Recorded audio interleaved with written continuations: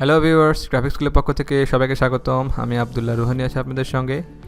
এই পর্বে আমরা দেখব কিভাবে মাইক্রোসফট ওয়ার্ড 2016 কপি, কাট এবং পেস্ট করতে হয়। তো চলুন শুরু করা যাক। প্রথমে আমরা এখানে একটা টেক্সট লিখে ফেলি। টেক্সটটি হবে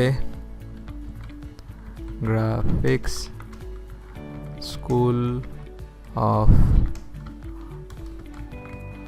বাংলাদেশ। আমরা একটা টেক্সট লিখে ফেললাম। এখন এই লেখাটিকে আমরা কপি করব। তো সেটি কীভাবে করব?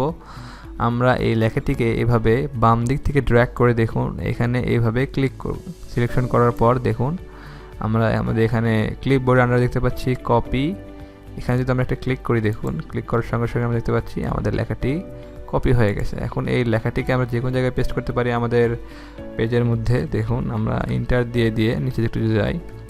দেখুন আমরা চাচ্ছি আমাদের এই কার্সরটা এখানে ব্লিঙ্ক করতেছে, এখানে আমরা যদি পেস্ট করতে চাই এই জন্য আমরা এখান থেকে দেখুন এখানে দেখতে পাচ্ছি পেস্ট। এখানে যদি আমরা ক্লিক করি দেখুন আমাদের লেখাটি পেস্ট হয়ে গেল।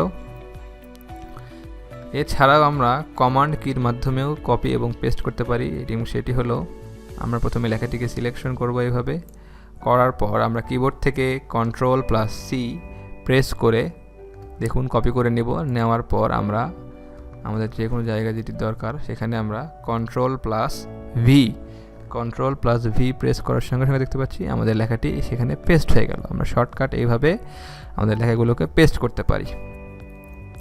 এরপরে আরেকটি বিষয়, সেটি হলো কাট। আমরা কীভাবে কাট করতে পারি দেখুন। আমরা কাট করব। কাট অর্থাৎ আমরা এই লেখাটিকে কেটে যে কোনো জায়গায় মুভ করাতে পারি। দেখুন কিভাবে। আমরা প্রথমে লেখাটিকে সিলেকশন করব এইভাবে করার পর দেখুন এখানে কাট নামে একটি অপশন দেখতে পাচ্ছি। এখানে ক্লিক করার সঙ্গে সঙ্গে আমাদের লেখাটি চলে গেল, অর্থাৎ আমাদের লেখাটিকে আমরা কাট করে নিয়েছি, কেটে নিয়েছি। এখন এই লেখাটিকে আমরা কোথায় পেস্ট করব, যে জায়গায় রাখবো সেখানে আমাদের কার্সর নিতে হবে। দেখুন আমরা চাচ্ছি যে এখানে আমরা লেখাটিকে পেস্ট করব, এই জন্য আমরা কার্সরটি এখানে নিয়ে আসলাম। এখন এখানে এসে যদি আমরা পেস্ট করি দেখুন ওই লেখাটি এই অংশ থেকে কেটে আমরা এখানে নিয়ে আসলাম।